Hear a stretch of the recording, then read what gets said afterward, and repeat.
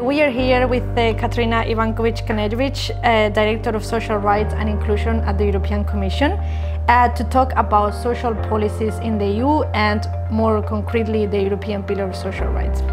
I wanted to ask you, cities are European Commission allies in implementing social policies at the local level. How does the European Commission value the importance of municipalities in translating the European level social agenda into tangible solutions and actions at the local level? Well, good morning to you and to everyone who will be one day listening to our little talk. It's really a pleasure to have you here in my office, in this lovely building of Directorate General for Employment, Social Affairs and Inclusion, and also to speak to you, to Eurocities and all of your cities all over the Europe. As you rightly pointed out, cities are our ally. We see cities as one of the key implementers of the activities relevant for the European Pillar of Social Rights. And we see it really as promoters of the social policy and also as being there for us to be our voice. So when I say European Pillar of Social Rights, and you know, and your city knows very well, it's a document that has 20 principles.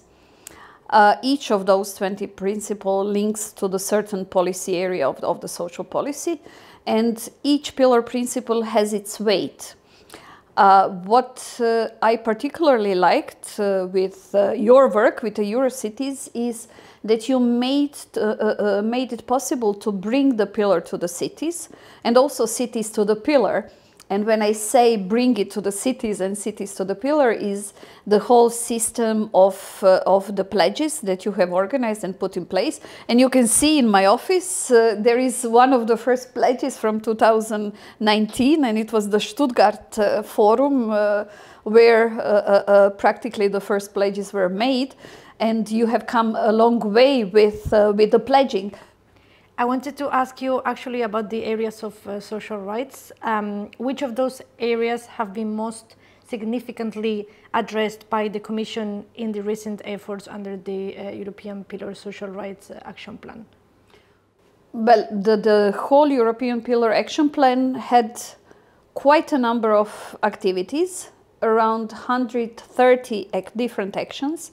And what I can really proudly say is that the majority of those activities have been implemented by now.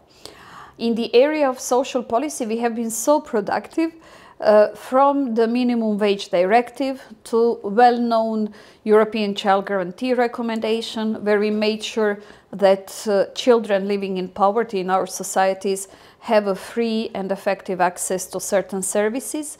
And these services are the education, early education and care, education, healthcare, healthy nutrition, and also housing. And here we can also see the close link to the cities. And to your first question, because it is cities, it is municipalities who implement the activities. It is where the services are and where the access to the services has to be secured. This is also relevant not only for children, it's also relevant for the other spheres of life, like the long-term care. 2 years ago, we adopted the long-term care recommendation, first ever at the level of European Union, together with the care strategy, where we also see that there is a big role for the cities to play in providing services to the citizens when it comes to the long-term care. We have done a lot in the area of minimum income, trying to address the poverty and the poverty challenges. We have done a lot when it comes to the social entrepreneurship, for example, when it comes to many activities relevant for persons with disabilities.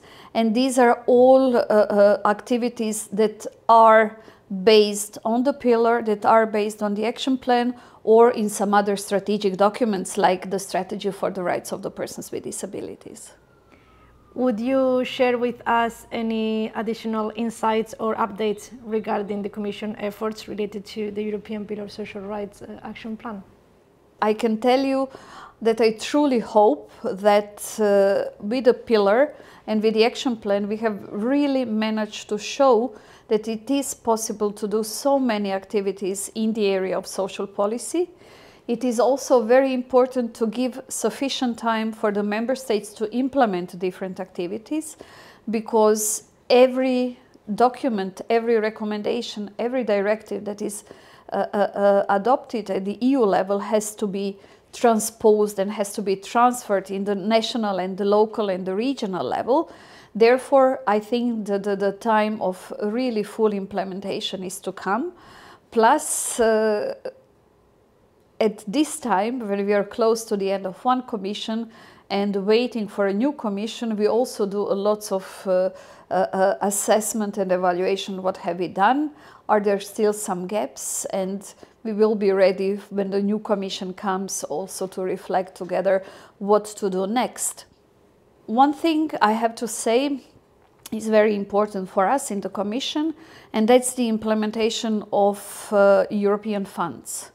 For the cities particularly, it's important to be acquainted and have the access to European Regional Development Fund and European Social Fund.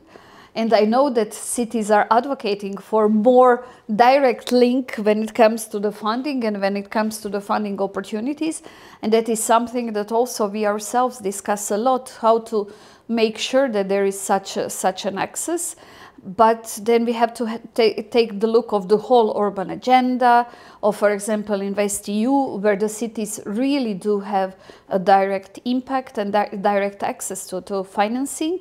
I can give you the Social Heroes 2023, so you get an updated frame. Those are 10 cities that never pledged before, and they decided to pledge this year, and we got them on board. So you can see all of them there. We call them the Social Heroes 2023, and there you will have them.